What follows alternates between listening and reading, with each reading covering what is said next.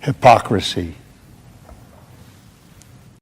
Hey, what's up, guys? Welcome to Law-Splaining the Interwebs. I am your host, Nick Rekieta of Rekieta Law, a small law firm in central Minnesota. How's it going, chat? I apologize for being late, but you know how it goes. I'm just generally always running behind. But that being said, I'm more sorry for yesterday. Yesterday was a disaster. Why was I late? I had to go to the bathroom. Last minute poop, man. It's just how it goes. No denying it. No denying it. Let's see. Pin message. Getting my windows organized here. As I'm late, I'm disorganized entirely, but that's okay. That's okay. Okay, Scoob. So let me briefly talk about what happened yesterday. It was great. So if you watched my Twitch stream on Sunday, where we did two movies. We did Rumble in the Bronx, and then we followed that up with Death Wish 2.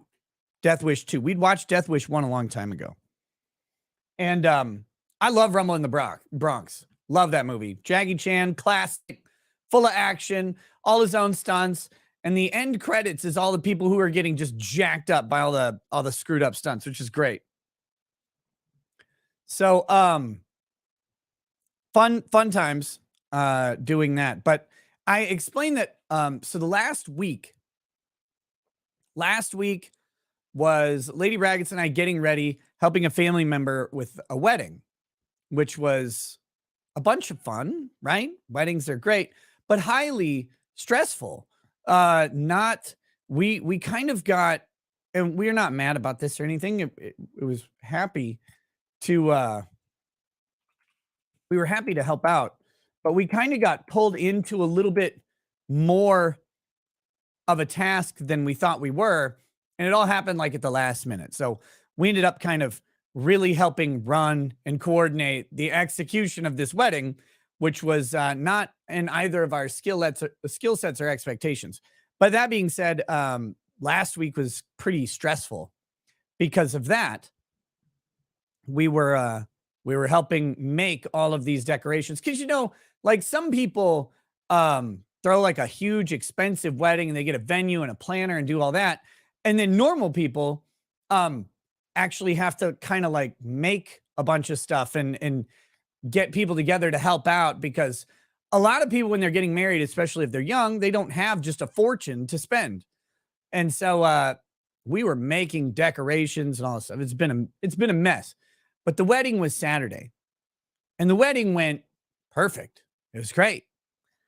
And then the reception came. And the reception did not go perfect. The reception did not go perfect.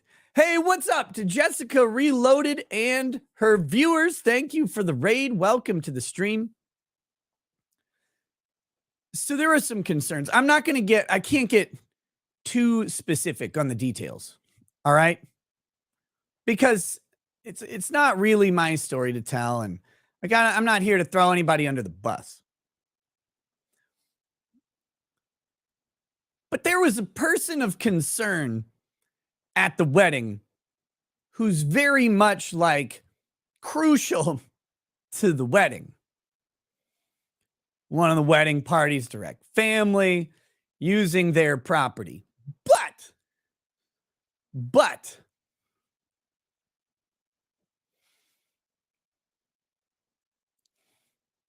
they also have a serious alcohol problem.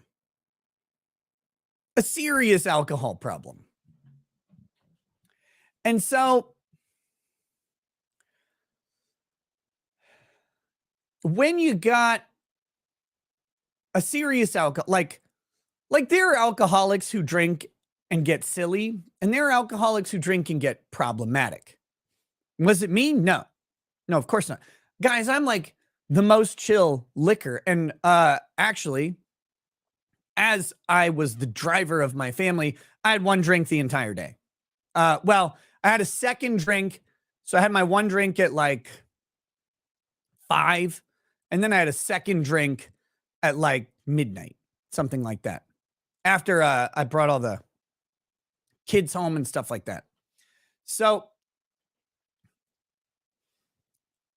said person, and I would never host a wedding on my property, ever. Hell no. No, no, no. Oh my God.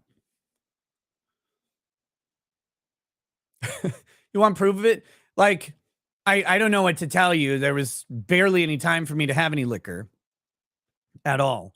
But it doesn't matter. You don't have to believe me. It's fine. This person cannot have liquor. They have a court restriction on liquor because of a pending case. All right. So that makes this complicated. They're not supposed to even have liquor. But of course, when you're an alcoholic, right, you have liquor no matter what anybody does. Like, you have it somewhere. So we've got concerns. Everybody's got concerns. Like, man, we don't want this person to drink. If they drink, it could be a problem, blah, blah, blah, blah, blah. But no one's got anything they can really do. It's this person's place. So the best you can do is keep any liquor that's around away from that person. But if that person has their own in their own place, hidden, you can't take it. Like, you got it. You don't have it. So during the rehearsal, they drank some amount, and were generally pissy, but they confined themselves to the house, kind of disappeared. And it was like frustrating, but it wasn't that big of a deal in the long run, right? Because they just went away. During the wedding, though, fine through the wedding, and later on in the reception, they started to get a little bit weird. They went to bed early. Okay, things are looking promising. I take my kids home because it's late. Take the kids home, get them ready for bed. Late, it's like 8:30. My kids are bored. There aren't too many kids there. My kids are bored. Like, we'll take them home. They can chill. They can go to bed. It's cool. I'll go back, DD other people's kids if needed, stuff like that, and then pick up Lady Rackets, and we'll go home. Everything will be great. My plan is to end the night around midnight because this thing's been going all day. So 8:30, everything's good. I leave, take the kids, and on the way home, I pick up stuff for s'mores because kids want s'mores. And the guy at the shop, he says, "Hey man, how's your day going?" And I'm like, "Oh, my day's great, man. This is the first wedding ever that I've been to, and nothing has gone wrong."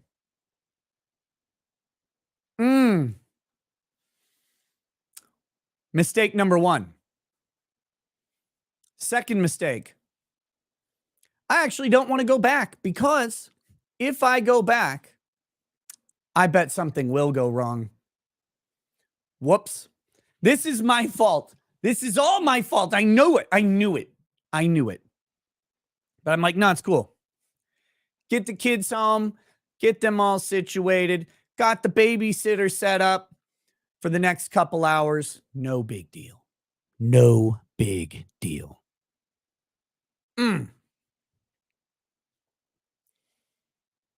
Get back to the wedding. Lady Rackets informs me that I missed her dancing. And I'm like, what? She's like, yeah, I must have had a couple drinks because I was dancing. I'm like, where's Nick? Oh, yeah, that's right. He took the kids home. I'm like, woman, how dare you? And then I get informed that something's going down and I need to watch the door. Okay. Why am I watching a door? I don't even know what I'm watching a door for. Don't even know. The Lady Rag's like, you need to get the s'more, because we're having s'mores at the wedding too, allegedly. Never happens, but that doesn't matter. You need to get the s'more trays ready. I'm like, what the hell is a s'more tray? It's like, here's some trays. You put some graham crackers and chocolates and marshmallows on the tray so that people can make their own s'mores at the campfire. I'm like, what campfire? There isn't a campfire. Oh, we'll start a fire. We're going to start a fire. The collective amount of liquor in the air will combust the town, but okay, let's start a fire. It's cool. So I'm making the s'more trays, watching this door, and I still don't even know why. I see someone run off crying. I'm like, what the fuck is going on?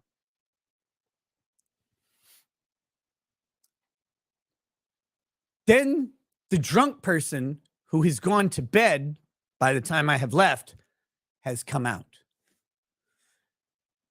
They have come out.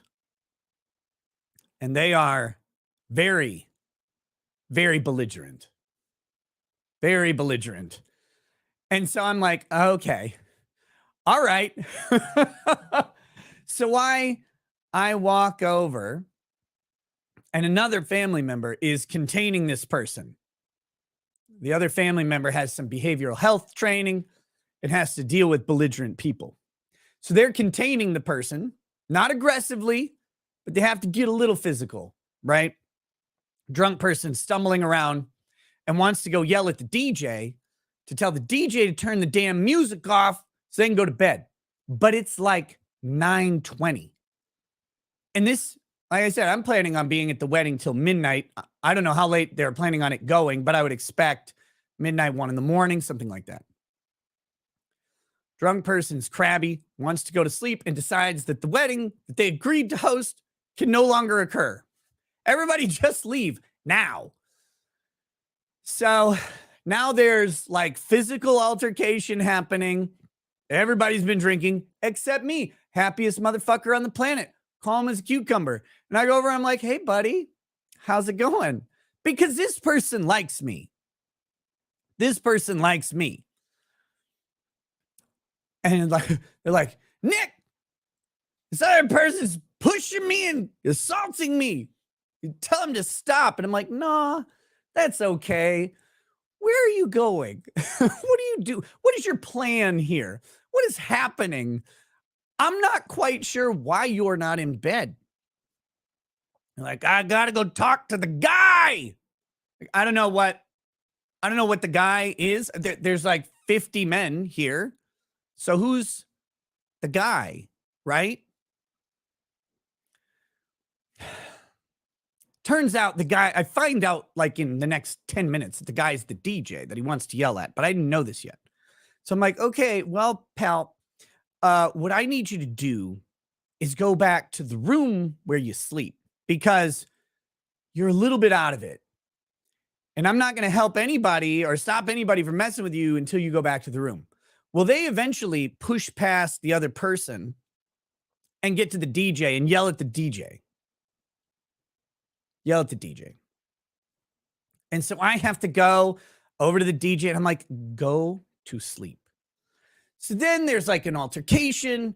They finally go in the room. Bride's going in the room. Everybody's yelling at everybody. And I'm just trying to keep everybody calm, which is great.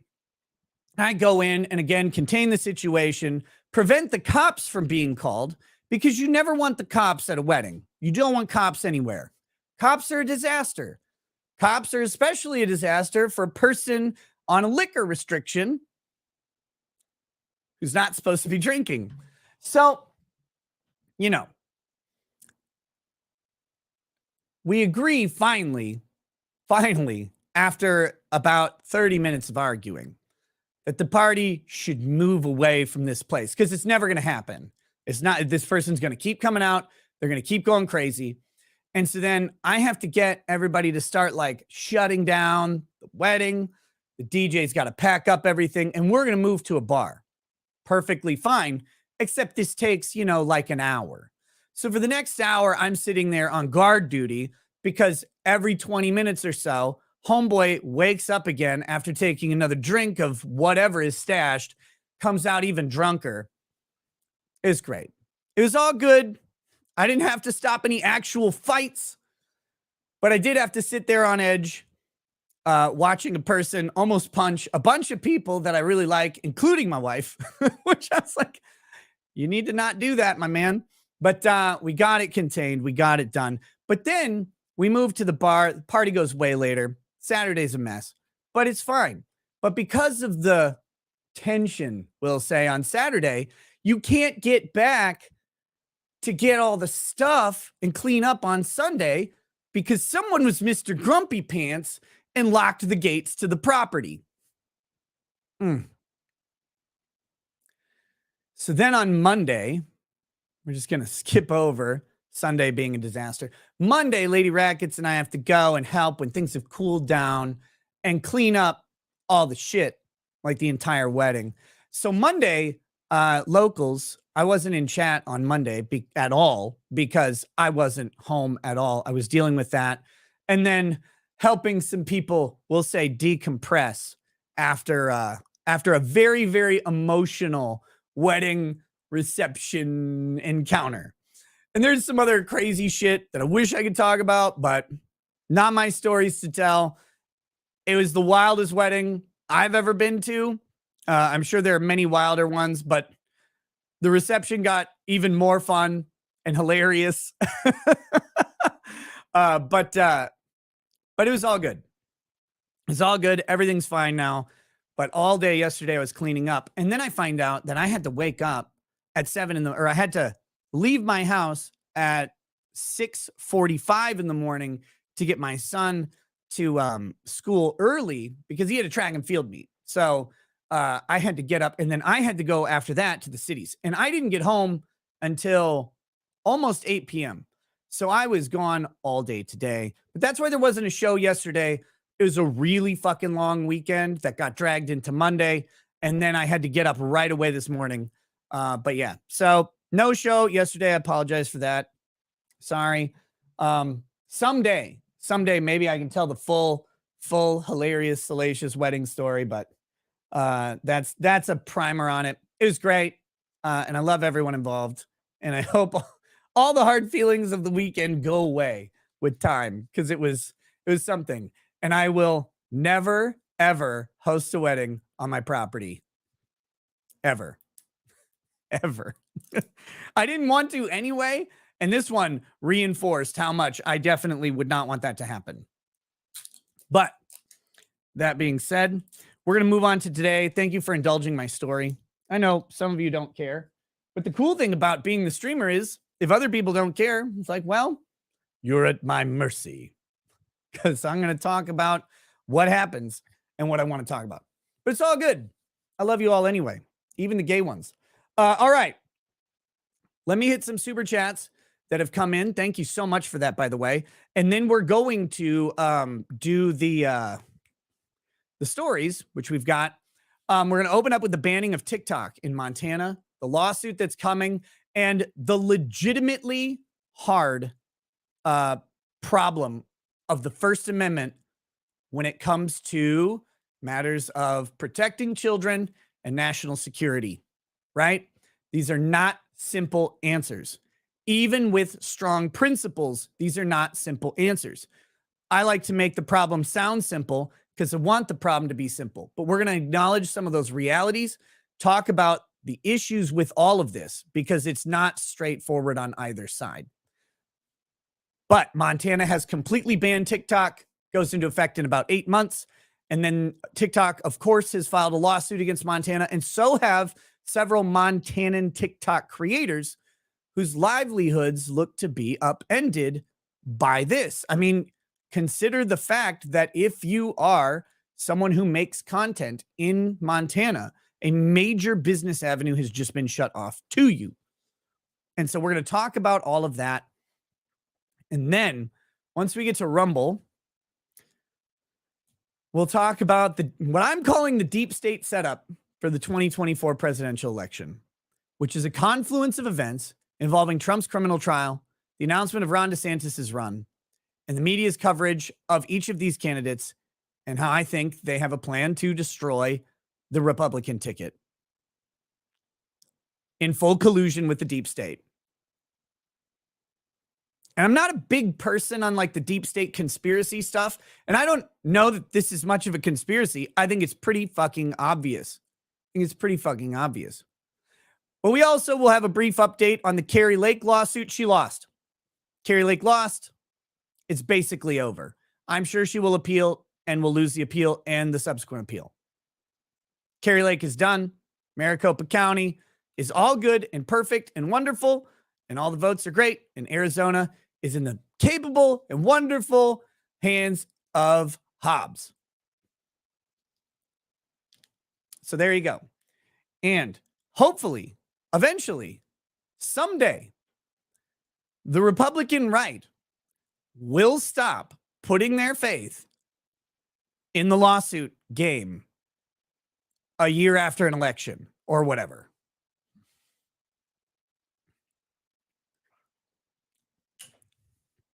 Because if I have to hear about one more goddamn totally definitely gonna work this time lawsuit, I'm gonna gouge my eyes out and shove them up my ass so I can watch my own foot go in it when it gets thrown out again. For whatever reason, people keep thinking judges are going to rescue us from the electoral process. They're not going to do it. Ever.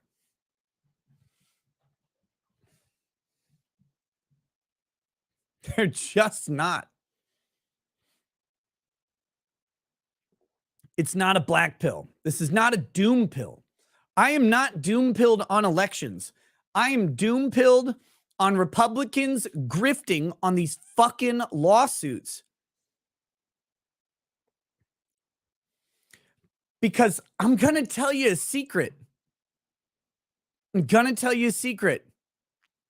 Most of the Republicans running the lawsuits don't believe that they will win. I don't care what they say, and I don't care how much fucking fundraising they do on those lawsuits. They do not believe they're going to win.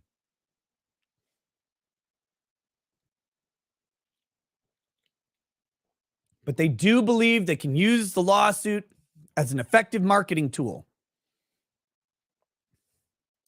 And we can bitch about all the problems in all of the election things, and I do think there are tons of addressable holes, but it's not going to be the courts that do it. And we have more evidence that the courts are going to stay away from these things than just about anything in fucking history.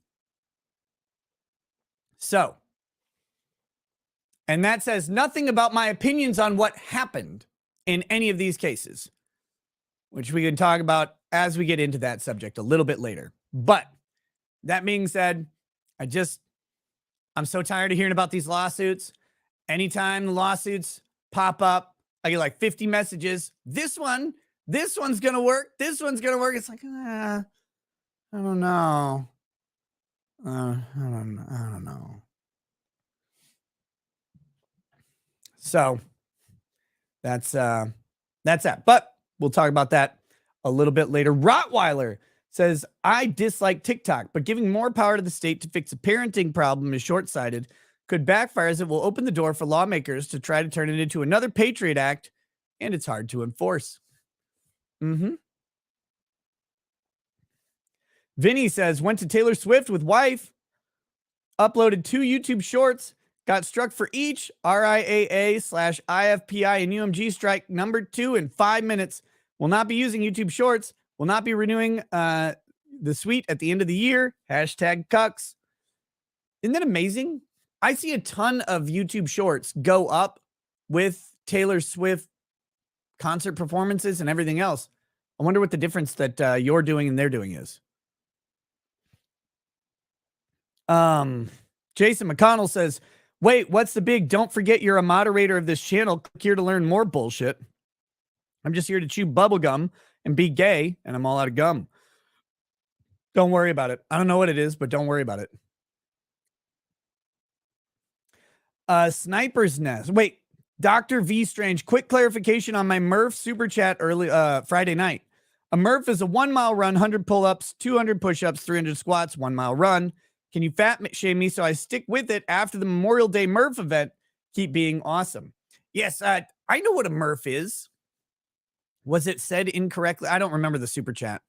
I think I got kind of tanked on Friday. Maybe not as tanked as Waifu Kron, who's in the chat. How you doing, Waifu Kron? Although I think that Waifu Kron was a fantastic guest and a great sport on the show. So it was good. It was all good. And I hope people really enjoyed her appearance and the discussion that happened. But yeah, I don't remember your specific super chat. But yeah, you want me to fat shame you so you stick with it after the Memorial Day Murph event? Dr. V Strange.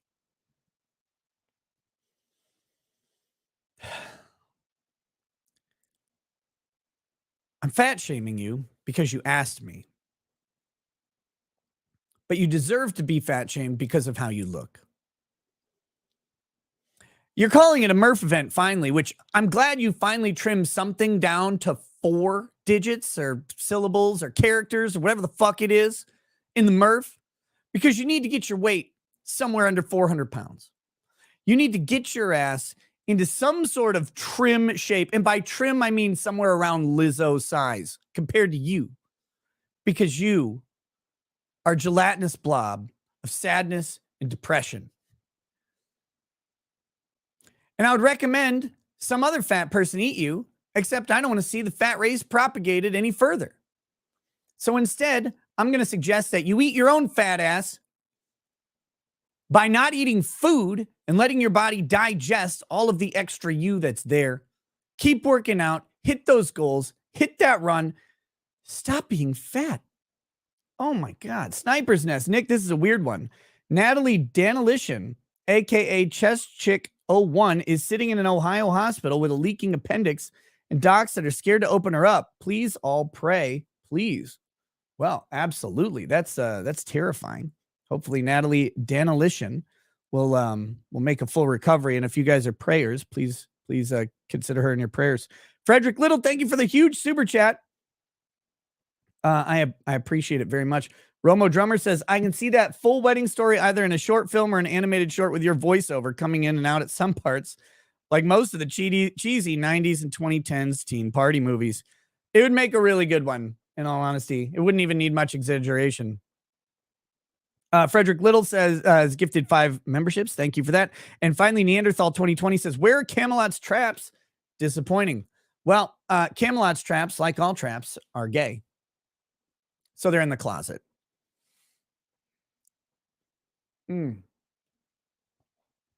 Okay. Akira Nakai says, the world lost a great man this evening. My father passed away at the age of 72. He went as a retired Marine Corps officer and veteran who was a role model and will be sorely missed. Damn. You didn't ask for one, but I'll do a quick toast to your father. And then we'll get on with the show.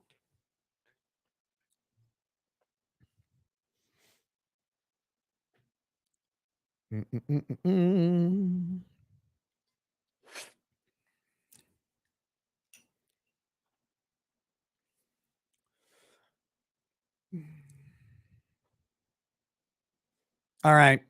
To the father of Akira Nakai, who lost a father today.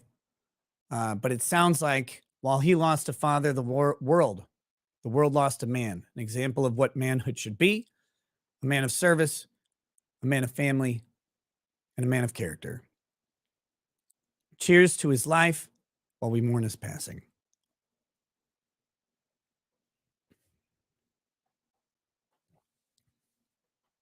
All right. All right, here we go. Let's do this. Let me get this. Excuse me while I whip this out.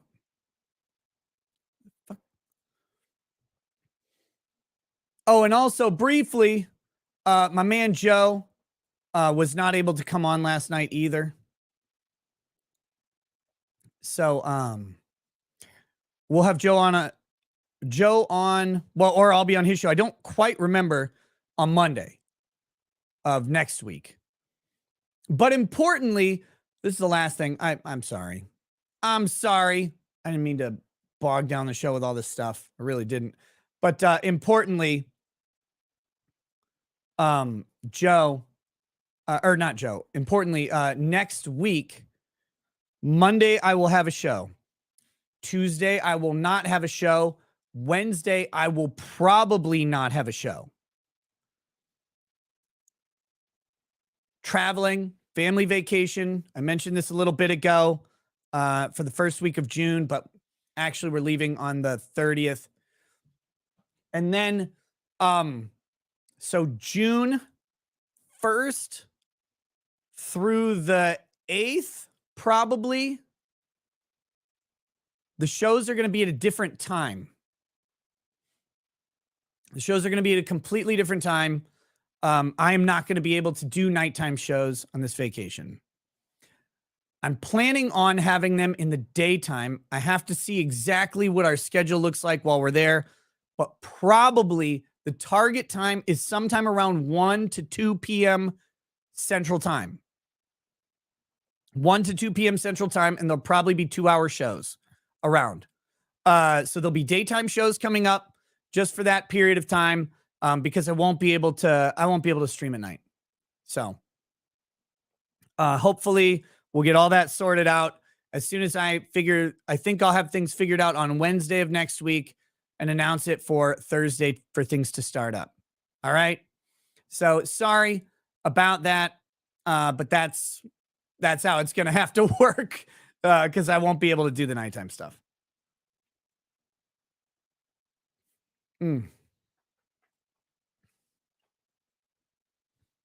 So there you go. There you go. All right, here we go.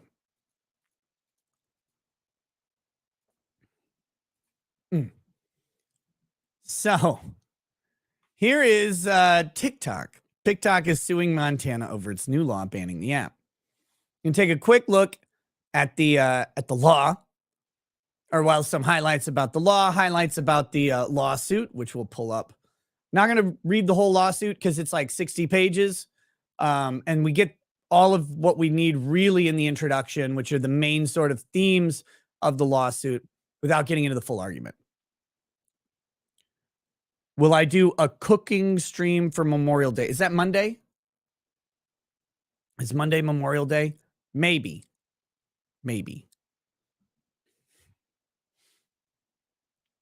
All right. Also, hey, what's up, Cedar Rose? And Steph, I saw you say hi earlier. Where am I going? Undisclosed. But yeah, it's like I said, taking the fam, gonna have a good time, but it's not gonna be, much for streaming at night. Hey. Okay, here we go. So TikTok has filed a federal lawsuit against Montana after the state passed a law last week intended to ban the app from being downloaded within its borders. Not just downloaded, no downloads, no access to it within its borders, and no uploads from within its borders. The widely expected lawsuit agrees that banning a hugely popular social media account amounts to an illegal suppression of free speech, tantamount to censorship. And let's be very honest, it is definitely a suppression of free speech, tantamount to censorship. The only questionable thing in this sentence is the word illegal. Is it an illegal suppression of free speech, tantamount to censorship? Or is it a legal one? Because it is censorship. It is 100% censorship. The United States, well, the state of Montana in this case, but the United States is talking about this as well, has picked a specific set of things that they believe need to not happen. Some of those things are allegedly, now, this is if you believe the government's claims. If you believe government.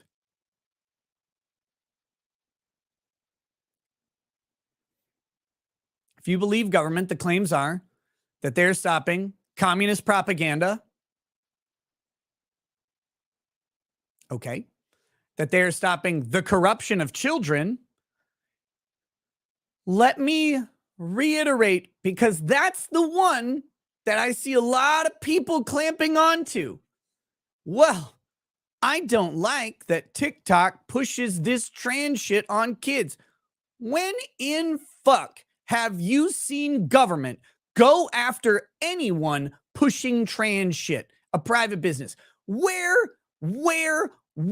has government actually gone after anyone pushing trans shit in media? Where is this happening? They doing it on Twitter? Nope. Facebook? Nope. YouTube? Nope. Instagram? Nope.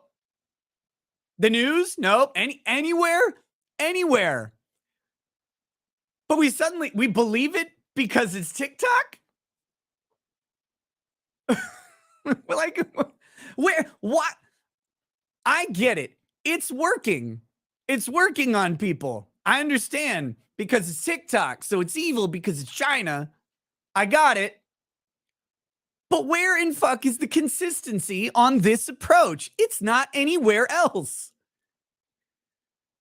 And when there's a complete lack of consistency, I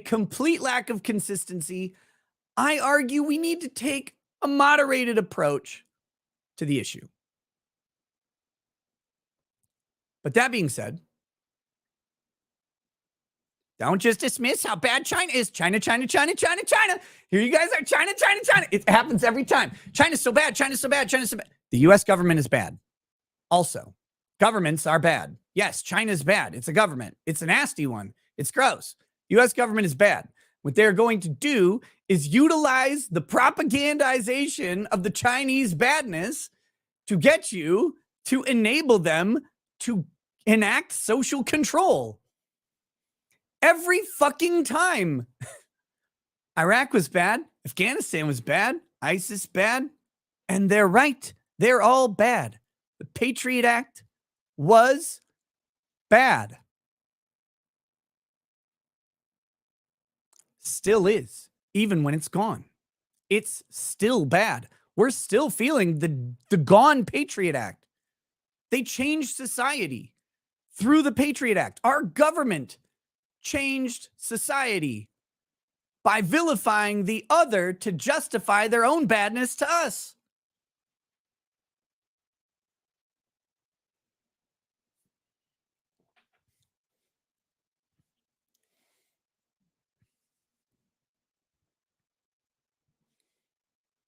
You're sorry that's dumb?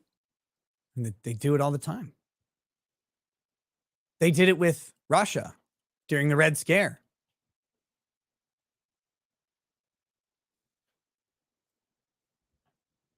They do it every time, and every single time Americans are like, yeah, that person is bad. We should definitely give more power to our government.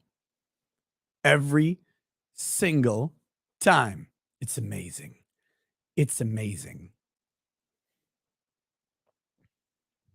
But here we go. The question is it illegal? And it's a hard question. It's a hard question. There is a level at which speech under the Constitution can become so damaging to greater society that we allow the regulation of that speech. But it has to pass strict scrutiny. It has to be a compelling government interest, and it has to be the least restrictive means to restrict the bad speech without wrapping up otherwise protected speech, which this definitely is not meeting that standard. So we've got a problem there, but there is a place where it does it.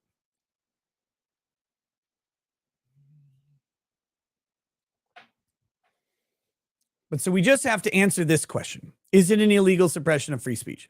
But okay, so we've got Chinese propaganda, bad. Trans propaganda, bad. Dubious to me, very dubious that that's a motivating factor in this, but it's a claimed factor, so we're including it. And then third, and this is a real concern,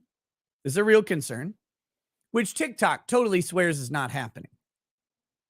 So we can definitely trust TikTok on this, is that user information is freely given to a private company, and that private company might be compelled by the Chinese government to disclose that information about Americans, information that the U.S. government says that the Chinese company should, or the Chinese government should not have access to. Now, TikTok says it's completely safeguarded, could never happen. And obviously, if TikTok says it, it's definitely true because TikTok cannot be wrong. And the Chinese government definitely wouldn't do that. I mean, they haven't done it yet, so they'll definitely never do it. I mean, there's no evidence that they've ever done it. They'd never do that. You have a problem here.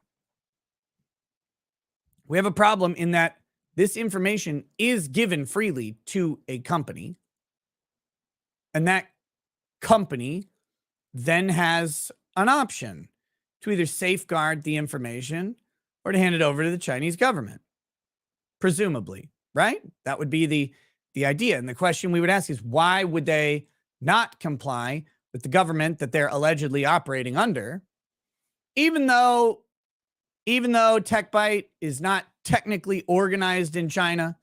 We'll just accept that it is a Chinese company operating on foreign soil, okay?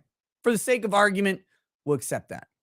We'll say this is a Chinese company, even though it's running under U.S. and Cayman Island subsidiaries, it's still a Chinese company, so they're still bound to that Chinese law.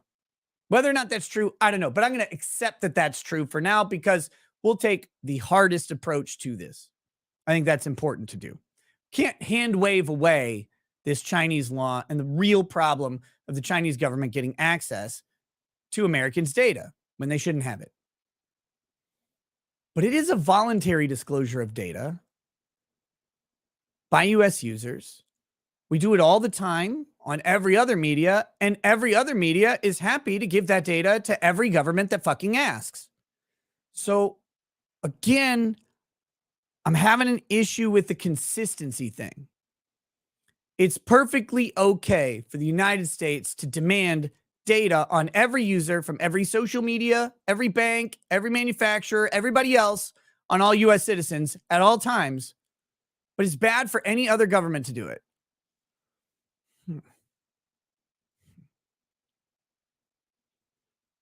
And I agree it's bad for China to do this. I do agree I agree. I don't want the Chinese government to have access to this data. But the United States fucking does it all the time. Constantly. We just found out that Bank of America, without a warrant, just gave the information of everyone who used a Bank of America card, ATM, or did any Bank of America transactions in Washington, D.C. between January, I think, 1st and 10th. Thanks, Bank of America. Cunts. They just did that. They gave it to the U.S. government. Why? Because fuck you. That's why.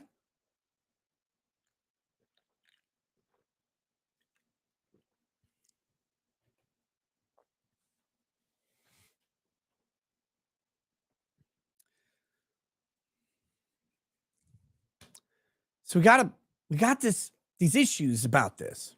Got these issues to deal with. TikTok is being treated differently than every other social media company, which you can perfectly agree with. You can perfectly agree with that. But the constitutionality becomes a question. Because if speech restrictions are content or viewpoint neutral, they're easier to impose. If speech restrictions attack specific viewpoints, specific speakers based on their viewpoints, they become harder to impose. Because like it or not, Chinese companies operating in the U.S. have free speech rights under the Constitution, same as you do. That makes it a tricky legal situation.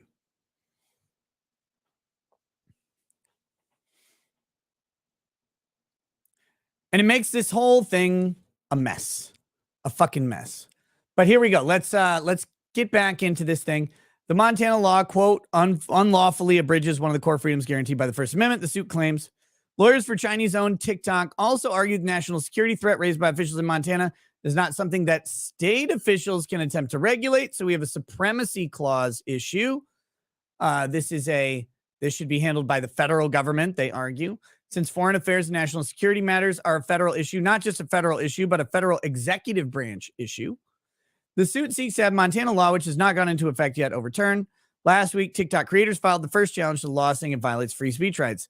And this is more compelling to me when the TikTok creators who live in Montana are challenging it rather than TikTok itself. TikTok is owned by the Chinese internet company ByteDance. Company says it has 150 million users in the U.S. We're challenging Montana's unconstitutional TikTok ban to protect our business and the hundreds of thousands of TikTok users in Montana. Prove there's even 1,000 people who live in Montana, you liars. We believe our legal challenge will prevail based on an exceedingly strong set of precedents and facts. And you know what? I agree with TikTok. I think that their legal challenge will prevail. I do not think this state enforced ban on TikTok will work. I might be wrong. That's just my, my opinion, man. A suit calls Montana's concerns that Chinese officials could access Americans' data and subject minors to harmful content baseless. Now, here's a big problem that the law has. And this is why this might actually get into court stuff. And it's why it's going to be very, very critical for Montana's response to include something that's important. Evidence of this. Montana is going to have to show how this can or does happen. That's the problem. Montana is going to have to do that and then show why it's particularly bad that TikTok is doing it and no one else. These are the issues they're going to have to face. Because while government officials have said that this is or could happen, they haven't produced an instance where they can show that it is happening or has happened. And it's very frustrating that they don't just have a clear example of it. Now, if they do, great, but they haven't presented it yet.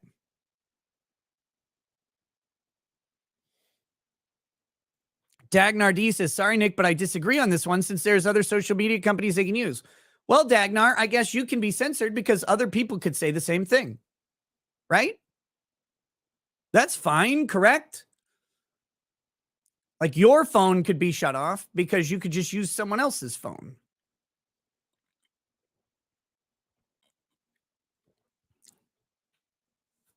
That's not how rights work. You either have them or you don't. So here we go. The state has enacted these extraordinary and unprecedented measures based on nothing more than unfounded speculation, according to the suit. Now, this is according to the suit. This is TikTok's perspective, right? Their very biased approach to this. And that's why Montana's response is going to need to help create an issue of material fact for a court to determine, is going to need to show that this actually is happening in some way. TikTok has launched what it calls Project Texas in response to the theoretical concerns about the Chinese government potentially using the app to harvest data on Americans and even spy on U.S. citizens. The $1.5 billion data security plan, created in collaboration with Austin-based software company Oracle, would keep Americans' data stored on U.S. servers and be overseen by an American team, TikTok says. So here, this is TikTok saying that they've already got a plan in place to protect American users. Now, this doesn't address the question of what happens if China asks, because under the Chinese law that TikTok may be operating under, they would presumably still have to turn over this data. And that's an interesting question that we don't know the answer to. TikTok's Chinese ownership set off legal fights in both Trump and Biden White House. Right now, Biden administration officials are weighing what to do next after threatening a nationwide ban unless TikTok finds an American buyer. While TikTok's future in the U.S. remains uncertain, most national security experts agree that scrutinizing TikTok's ties to China is warranted. And again, China is bad. TikTok's ties to China are a concern. Definitely. The question is, do we get to use that as justification for individual states or the federal government to ban TikTok? And right now, I don't think they're there. Not without presenting the actual issue. But that's what the court case is for, right? Is to present this issue. That's what the courts are presumably going to deal with. Now, Here's the deal, though.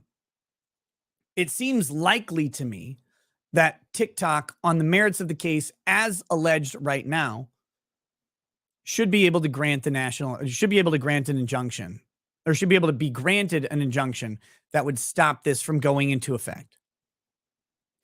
And while the lawsuit is pending, we'll still be able to operate. That's my thought on how this will proceed. And then we'll have to see what evidence is actually presented by both sides. So here we go. Under Chinese national intelligence laws, any organization in the country must give up data to the government when requested, including personal information about a company's customers. And since ByteDance owns TikTok, it is likely that the video sharing app would abide by these rules if the Chinese government sought information on U.S. citizens. But again, now, this is easily stated. But I want to point out that I believe, we'll look in the lawsuit here, I don't believe ByteDance actually operates inside of China. So there's a weird question, or at least the entities that end up owning and operating TikTok don't. I think it's listed in the lawsuit. Now, you can argue that they're not being truthful. You can argue all sorts of stuff, and that those arguments will happen. But as they allege, which is what we have right now, I believe they're operating in the Cayman Islands. But I skimmed it earlier and I don't remember the exact details. We'll check it in a second. But what I don't know, because this international application of laws with different entities and shielding, I don't know how the enforcement of that Chinese law works under foreign subsidiaries of a Chinese-owned parent company. My assumption would be that China could force them to give it to them. But that's a very complicated question and would require a lot of expertise to actually get to the real answer. And the ultimate question is just, would TikTok do it, right? In my experience with companies is that when a government asks them to give up information, they just fucking do it almost always. We've seen it over and over with tech companies in the United States. We've seen it over and over with the tech companies in Europe. They just give information to governments constantly. Why? It's easier. It's easier. And they pretend to be tough on security for their users or whatever. But the number of companies that actually end up protecting user data from a government is really small. And you can never trust the companies to do so. Yet the fears so far remain hypothetical. There's no publicly available example of the Chinese government attempting to use TikTok as an espionage or data collection tool. And someone's asking, hasn't this already happened? Here's the closest we've got. TikTok has admitted that some employees based in China have used the app to track U.S. journalists who reported on company leaks. Those employees have been fired, the company has said, and TikTok officials claim that its new data security plan would prevent such a scenario from happening in the future, pressing X to doubt on that. But that's what they say. In Montana, the law signed by Governor Greg Gianforte was met with criticism. Isn't this the guy that suplexed that journalist? That was awesome. Was met with criticism from groups including the ACLU, who used to have credibility and is now just a pile of shit, and digital rights advocacy groups which argue the law impinges on Americans' free speech right, which it definitely does. It does. And I'm tired of people pretending that this law doesn't mess with American free speech rights. It absolutely does. Question is, can the government do it? Cybersecurity experts have said implementing the law would be challenging. Law puts the onus on companies like Apple and Google, which control app stores, calling for fees of up to $10,000 a day. I think it's an instance, but against those companies and TikTok if the app is available for download within the state of Montana once it takes effect in January 2024. So, yeah, it also is $10,000. I think it's $10,000 per time it's accessed in Montana to TikTok. But experts say any such prohibition would be riddled with loopholes and even affect residents who live outside of Montana and reside near the state's border. Right, because your internet traffic could be routed through Montana theoretically, and that would cause problems.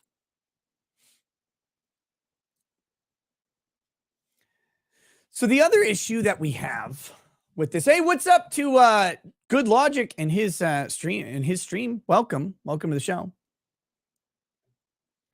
We have issues over implementation. We have issues over commerce, and we ultimately have a big issue over choice. Because as much as you or I might not want China to have our data. What if you don't give a shit?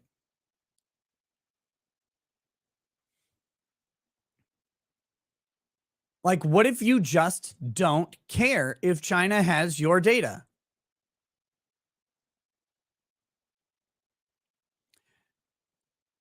That's your freedom, right?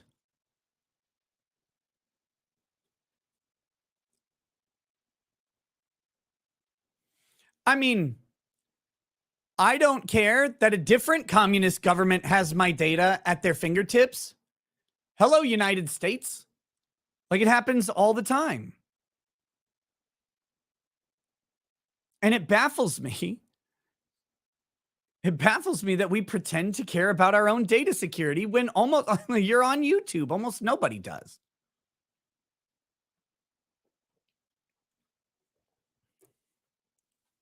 So, I don't know.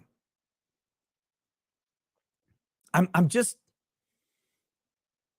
smelling a lot of propaganda on this one, and I'm seeing a lot of people falling for what I consider to be US government propaganda with the sole intention of implementing social control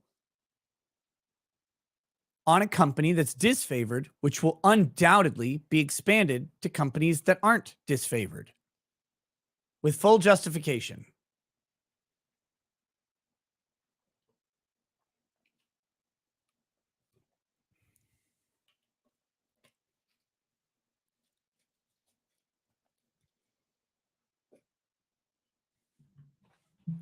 And the only reason I say that is because it's only what happens literally every time anything like this goes through. It's only every time. Just all of them. All right. So here, let's read. We're going to read the intro. Actually, we're not going to read all of the intro.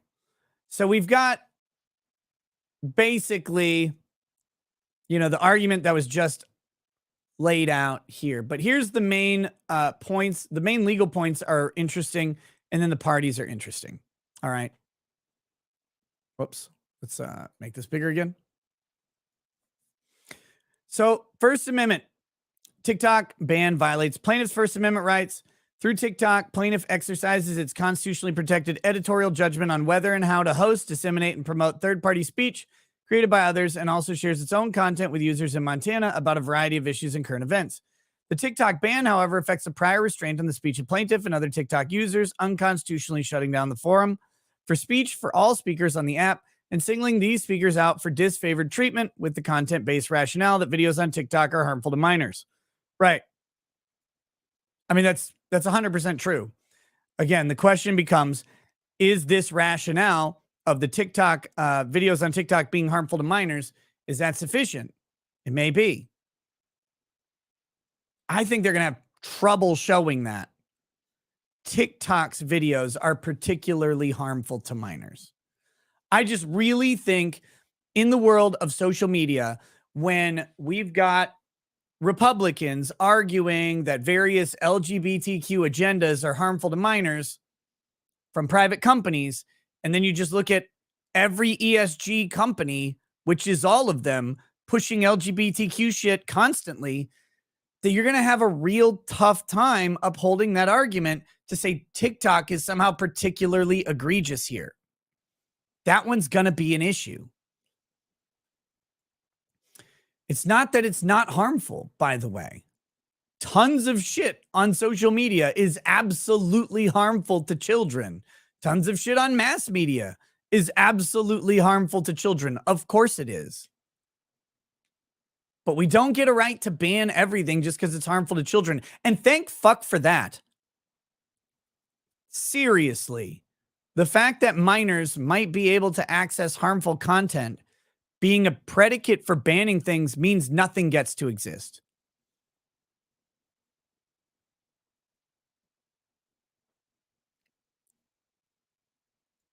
So that's a problem. That's a problem for the law. All right, federal preemption. TikTok ban is preempted by federal law. because it intrudes upon matters of exclusive federal concern. It's based on the state's purported concern about the security of U.S. user data vis-a-vis the Chinese government. Foreign affairs and national security are matters of which U.S. Constitution vests exclusive authority in the federal government, not the states. Indeed, Congress has created a specific federal regulatory process by which the purported national security concerns that have animated this legislation may be addressed. TikTok ban would necessarily disrupt and interfere with that process, which is currently underway. Federal preemption, big deal. Commerce clause, also big deal. Because TikTok is inarguably interstate commerce, which is the sole purview of the federal government. States do not have the power to limit interstate commerce, typically speaking, because the federal government has that job. Derek Baird says, do you agree that government employees should be banned from using the app? I don't know. Maybe. I guess if a government wants to ban its employees from using the app, sure. I can't imagine working for the federal government, but, you know, some people do that anyway. So here we go. By banning plaintiff from operating TikTok within Montana, imposes a state-specific ban on a communication platform that is national, indeed international in scope, interferes with TikTok's operation availability to users in other states, and it risks disrupting the flow of travel and commerce between states. Bill of attainder, because it specifically targets TikTok. It's a bill of attainder based on TikTok-specific activities, that's against the Constitution. Possibly, I think this is their weaker argument, because specific platforms that do specific things or specific companies that do specific things can be targeted by legislation. That's okay, just not for past stuff that has happened. But yeah, so that's that. Here's the other interesting part of it, is the parties. All right. So plaintiff TikTok is a company incorporated in California. Principal address in Culver City, California. TikTok platform is provided in the United States by TikTok Inc.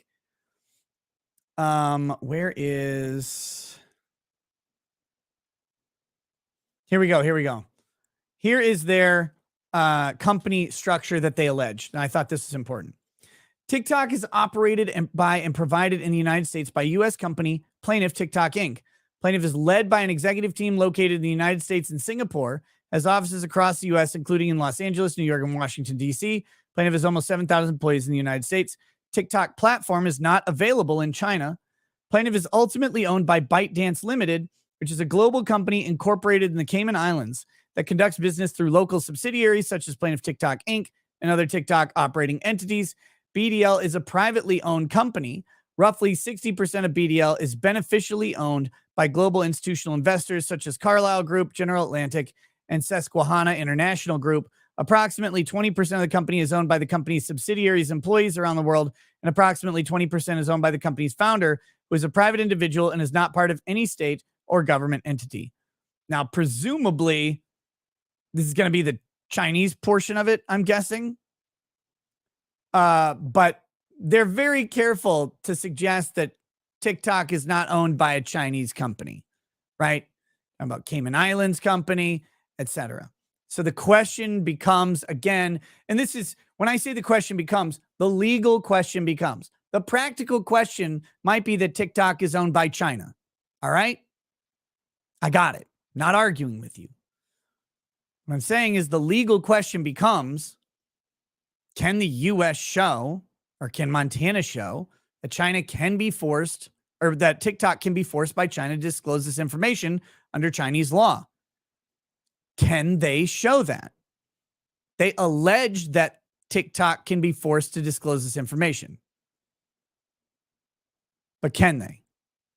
I don't know. Based on what I see here, they don't list any Chinese entity being a part of the ownership, but that may not be true, right? There could be some other layer or structure that Montana will have to show. Or Montana will have to show how the Chinese law applies to it. It'll be a very complicated argument, but that's that. That's a problem for the law again.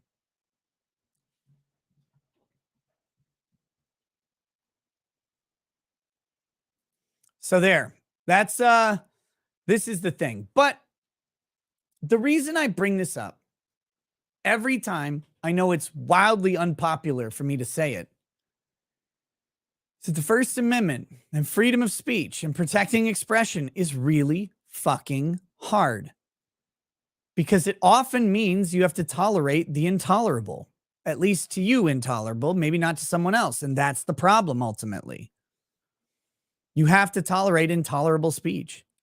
We tried a lot of this during the Cold War and the Red Scare. We had anti-communism laws. We still have some of them on the books, even though they're unenforceable. The idea that communist propaganda will be the reason that TikTok gets shut down is very unlikely. Very unlikely. We have not been able to keep communist propaganda outside of US media, even during actual communist war with Russia. It would last for a little while, then get shut down. Because free speech. Because even though communists aren't people, communist principles have a right to be voiced in the same manner that capitalist principles do. And we are far more communist today than we were in 1956.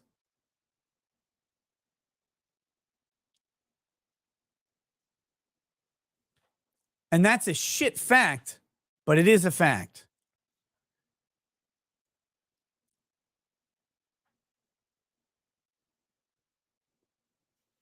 So you're going to have trouble convincing me that a court today will uphold something that hasn't been able to stick for 60 years. But hey, it's happened. Roe versus Wade was overturned. That was 60 years old. It depends on an accurate assessment of the level of danger. It depends on how true the allegations of Chinese ownership are. It depends on what they can show for actual Chinese influence, harm to children. The one thing that they're not really going after here, which someone brought up Backpage earlier, and I think this might be a more beneficial argument for states looking to ban TikTok, is a rash of unlawful conduct that TikTok seems to be pushing and encouraging. Right? I think on Friday we watched a video of a guy doing the Let's Be a Criminal challenge or whatever, where he just entered a person's home randomly, right, while filming or whatever. I was reading an article about someone whose car has been stolen because they're showing ways to basically hotwire cars very easily.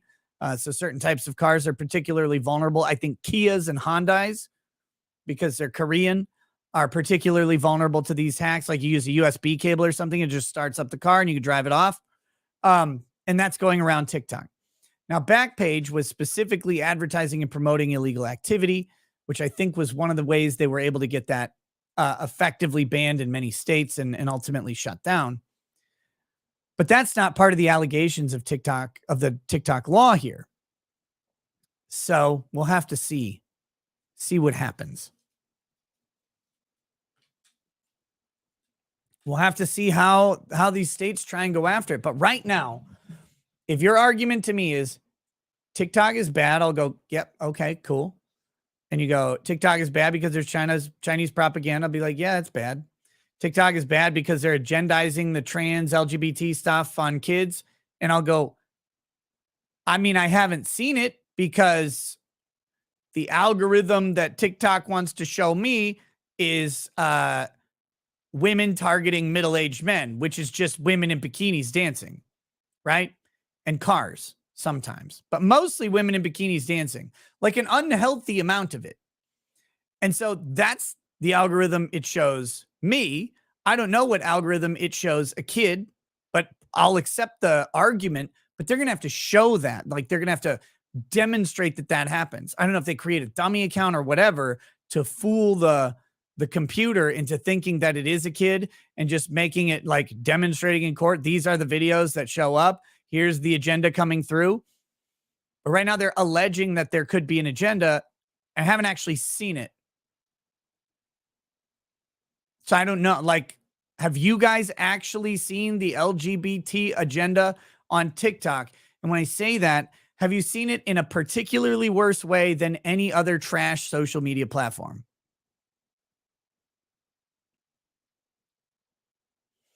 Drop Barracuda raises an interesting question. What happens when someone travels through Montana with TikTok already on their device? If you access it in Montana, if you're able to, presumably TikTok and or the Google App Store can be fined by that, which I don't know why they'd be responsible for your behavior, but okay.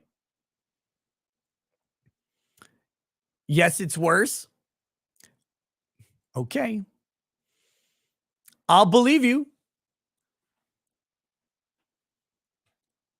I'll believe you. I'll accept that it's worse. I guess. I still don't know how you're going to convince a court in the United States that the trans agenda or the LGBT agenda being sold to kids is somehow harmful. I agree that it's harmful, but I don't know how you're going to convince a court that it's harmful, because courts have long held that being trans and being gay is not bad or harmful for kids or adults.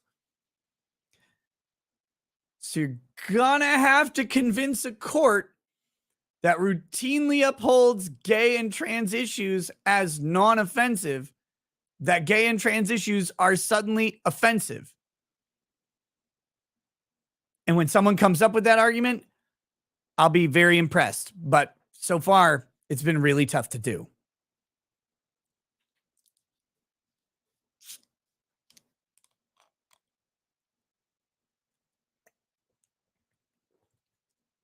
Is foreign propaganda protected speech? Like, yeah.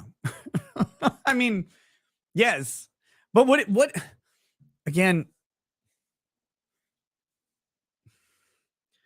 the difficult aspect here is nailing down what exactly is foreign propaganda. Like, I'm not sure how else to say this. But if you want to say that Chinese communism is good, you get to say that. And as evidence, I give you every economics professor in the entire fucking country. Every sociology professor in every fucking school will all argue that communism is great and we should all run around fisting ourselves with Xi Jinping's little tiny hands. I don't think it's good, but everybody gets to say it is. So the question is it actually coming from a state in a specific way? Like from a state, not from a speaker, not from someone who's favorable to the state, not from a private company that's operating within a state. Is it coming from the state? What is the nature of the propaganda? But yes, states have protected speech too.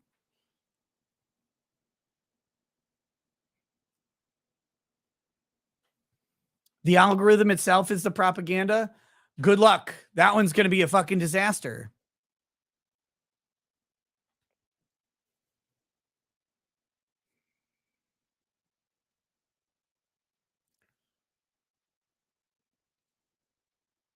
States are allowed to speak in the United States. Individuals are definitely allowed to speak about states constantly. And it's tough. And the question is, should they be able to? Should it be banned? I don't know. I'm not a big fan of banning anything, personally. Banning things tends to amplify its message. Happens almost every time. But, I mean, some things do get banned and need to be banned, right? We ban child pornography. I think that's good. We should ban that. We should ban that all over the place. We start to get into political ideas. Should we ban them? I don't know. Let's say there was a radical capitalist state. Should we ban its propaganda? And why one is favored over another? What if there was a populist fascistic state that everybody really likes because it was super protectionist and approving of its own people? Should we ban that one, even though a lot of people want to adopt those like types of ideas? What if there was a theocratic state that we really liked because it's super Jesus pilled? We're like, yeah, the Catholic Church run state is awesome or whatever. Like, do we ban that one? I don't know. It's curious. It's a curious question. Rock the Biggin says, do you have freedom of speech while on the clock working for someone? As long as it's not a government, no. So, these are all questions that you have to wrestle with in like a philosophical way. But the reality is how court has handled these questions does not bode well for Montana. Right now, the look at this suit, I mean, unless Montana comes up with something really fucking banger solid that they have not presented anywhere, this case will likely go in TikTok's favor. But I guess it sparks the question then, doesn't it? It'll be interesting to see it go up because it will probably be appealed and it could be a Supreme Court issue really quickly. So,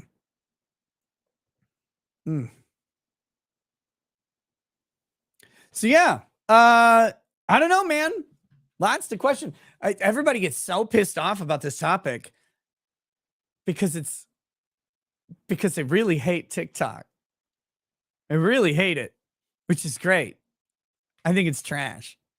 It's funny trash, but it's trash. It's making people billions of dollars. Extremely capitalistic in its implementation.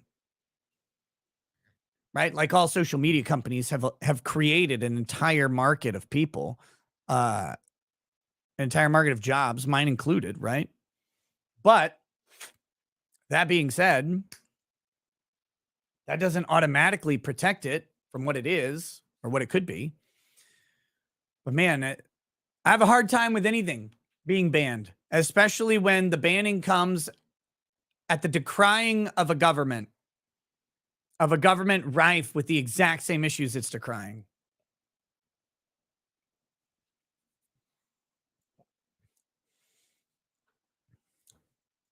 So, yeah. We'll see. The lawsuit is, I mean, maybe I'll do a video on the actual lawsuit itself. It said it's like 60 pages, as all these things tend to be. And it would take forever to just go through the whole thing, but on a live stream. But maybe picking out the important parts of it would be useful. I don't know. Those videos are always weird. They always perform really weird. Okay, here we go. Let me do some of these the rest of the chats, and then we will go ahead and pop on over to Rumble in just a little bit here. Slosher says, I know you love the HBO show Rome, like me. R.I.P. to Ray Stevenson. Yes, Titus Pullo died. Great actor that improved everything he was in, particularly as Titus Pullo. 13! Yeah, that was awesome. Rome was great. He was also, in my opinion, the best Punisher other than Dolph Lundgren. Well, Punisher show. No, Punisher Warzone is fucking awesome. Joshua Sanabria says, Montana, where the men are men and the sheep are afraid. Randall Gully, if the government can ban TikTok, then they can ban any social media site, which is why I go back and forth on this. I don't want the CCP being able to spy on us. Not that they don't. I don't want our government having that power either. Yeah, and our government definitely 100% does spy on all of us through social media and your bank and your phone and your GPS and your car's license plate and everything you fucking do. And we're very concerned about China.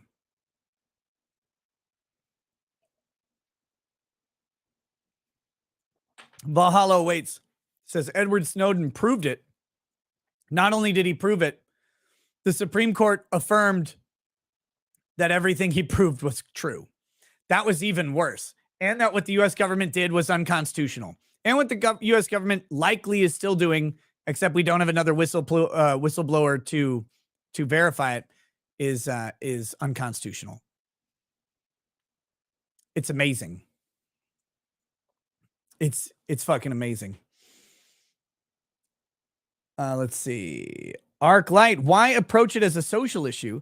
If the CCP will not let Western platforms operate freely in China, then platforms with connections to the CCP cannot operate in Western markets. It's a trade issue. Trade issues are exclusive to the federal government. I mean, it's not for Montana to decide at that point. John Wolf, love how they target TikTok for data security, yet Experian, another American corporation, gets slaps on the wrist for data breaches. Yeah, that was cool. Remember, you know that like fun system of credit agencies or credit bureaus where they take all of your private information and compile it against your will without you asking, including your social security number, your address, your employment history, any loans that you've ever had anywhere, your rent history, all of that stuff. They take all of that without you asking, and they compile that and then let people judge you based on a score that they arbitrarily assigned to you, and don't tell anyone how they do it. They just decide whether or not you'll pay them back. And then when they fuck up and they just give your data to the entire earth, they're like, well, sorry. Oops. It's only like your email address is attached to your social security numbers and all your bank accounts. But look, whoops. Sorry, I guess. Damn, our bad. D. What says, how much for you to take an actual shot? You want me to take an actual shot rather than a sip of whiskey? Oh, I don't know. Usually, I don't like doing shots for money, but if we're going to do it, it's got to be like $200, I guess. I'm really not a huge fan of shots for money. I always end up like feeling like I'm dead. So, not my big favorite thing to do. Craig, thank you for the donation. Bittersweet 46 and 2 says, third generation Montanan, still never used TikTok, and don't do that. Liver sells for sale. Yes. Patrick Sama. Wait, no. Wolfgang Deo says, why are Nazis German for nationalist cheese socialists always connected with the right?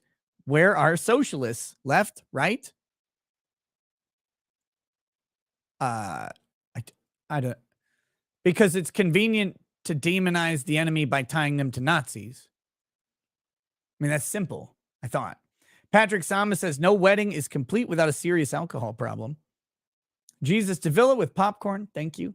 Tony 96409 says, Rick Nikeda, I found a new disgusting YouTube channel. It's called Track Tours. It's basically a menu for lot lizards. Don't know how to feel about this. Track Tours? The fuck's a track? Hold on. Let's see what this is. Now sometimes people say disgusting and they mean not actually disgusting. What we got? Track Tours. Oh, God. Ew. Okay, they literally meant disgusting. Cool. Fantastic. Let's see. Xander's Rants. Nick, we know the real reason you didn't stream last night is because Camelot got Pippa and you were crying in the shower with the water on so no one can see you. I wish. I was not home. Let's see. I wasn't home until about midnight, I think. And then I was just unconscious. So that was cool. Grifty says, Rackets, thank you for the inspirational story. I can only hope my wedding is half as lit. Just joy. Thanks for your kind words 2 weeks back. The mister is better. Good. Grifty says, my issue is the algorithmic manipulation of our social discourse as a national security threat is demonstrated by the different algos in each place. But again, you can say TikTok is different because you don't like their algorithm, but I don't like Twitter's algorithm or Facebook's or YouTube's. So I don't know why we treat them differently. Sentinel Rex says, bold of people to assume China doesn't already have their data. TikTok is not the problem. Parents are. Be a parent. Monitor your kids. Stop trusting government. Corey J. Meta was just fined $1 billion plus for sending user data back to the States. There you go. Good. Wait, so fined by who? The European Union or something?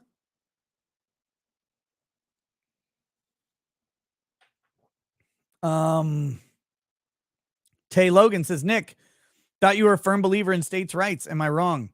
You're not wrong. I'm a firm believer in states' rights. Absolutely. the problem that we have here is that these issues, as brought up in the lawsuit, are specifically listed as federal issues under the Constitution. And states' rights in the 10th Amendment, 9th Amendment, 10th Amendment, whichever one it is, say that any rights not herein granted to the federal government are reserved to the states. So the states gave those rights through the Constitution to the federal government, specifically regulating interstate commerce, specifically regulating international trade, as someone brought up trade things, and regulating the relations with foreign nations. Sound Therapy says, need more beer back in a few. My ride wants to go now. Well, see you back in just a little bit. Thank you for the first super chat on the channel, Sound Therapy. Tony Stark says, century ago, they'd say Catholics spread propaganda. Yep. Yeah, I don't, not a big fan of the whole propaganda argument because it's so manipulable to whatever someone in government doesn't end up liking. So with that, we need to talk about what is not algorithmic at all, but is certainly rhythmic. I think not. No, it's not rhythmic or algorithmic, but it is a sponsor of the show, and that is fieldofgreens.com. Promo code knows. Look, Field of Greens. I'm looking for my field. Oh, there it is. Wait, that's not it. What the fuck did I put it on Friday? Okay. Where did it? Did I throw it? I must have taken it out of this room. Damn it. I legitimately don't remember, but we'll have Wildberry instead. Fieldofgreens.com. Promo code knows. Look, this is a simple way to get fruits and vegetables into your diet, especially if you have a meat-heavy diet like I do. I had beef jerky, beef soup, and beef tacos today. That was my meal. Mostly beef, a little bit of lettuce, couple green beans in the soup or whatever. But now I can just go ahead and take this water, take a scoop of Field of Greens, Wildberry, and this has an antioxidant punch to it, and you just drop this in. Very simple. We're going to stir this up. Whoops, wrong one.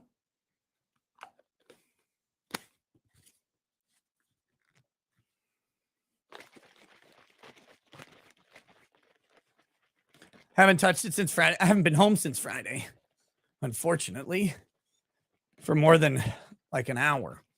You mix it up. Now you've got 1 serving of fruit, 1 serving of vegetables. Mix in with your water. This one has a nice wild berry flavor. I like this flavor the most. And it's not anything other than just fruits and vegetables, literally dried up and ground up. There's not like oils and additives and supplements and bullshit in there.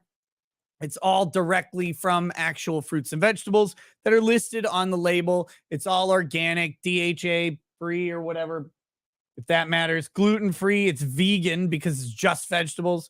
Vegetarian as well. So yeah, it's all natural, good stuff that you get to have to add the natural health benefits of these things to your diet in a simple way. If you're busy like me, don't always have time to cook a bunch of fruits and vegetables. And if you're out on the road eating, sometimes it's really hard to get those in because fruits and vegetables from fast food places are cancer. They're not like cancer. They don't give you cancer. They are cancer that they harvest out of dead truckers. So you don't want to do that. Get yourself some Field of Greens. Use promo code KNOWS. Get yourself a little discount on that. And with that, we're going to pop on over to Rumble. The link is in the YouTube description. If you're not able to make it there, we'll see you here tomorrow for What the Fuck Wednesday. There will be a local stream tonight. Before anybody asks, tonight will not be a call-in night on locals. But I think Thursday, we're going to do another locals call-in show. That'll be after the stream on Thursday. We'll fire up a local stream exclusively for local supporters, and we'll do a call-in show like we did either last week or the week before. There's going to be, again, more of those coming, but we're going to try that out on Thursday is the plan. Tonight, not 100% sure what I'm going to do, but I have a feeling I might end up in a hot tub. So we'll see you guys there. Pop on over into Rumble. And if you haven't checked it out in a while, I would recommend checking it out. They've been making tons of improvements, and they're constantly working on the platform to make a better user and creator experience. Plus, most importantly, they support free speech. Oh, and by the way, just wait till we find out that the government wants to ban Rumble for its promotion of various nefarious content and propaganda of dangerous ideas like freedom, conspiracy, or whatever, which we might be talking about in the next segment of the show. We'll see you guys there. Come hang out. Peace. Peace. For the thousands in attendance and the millions watching around the world, ladies and gentlemen,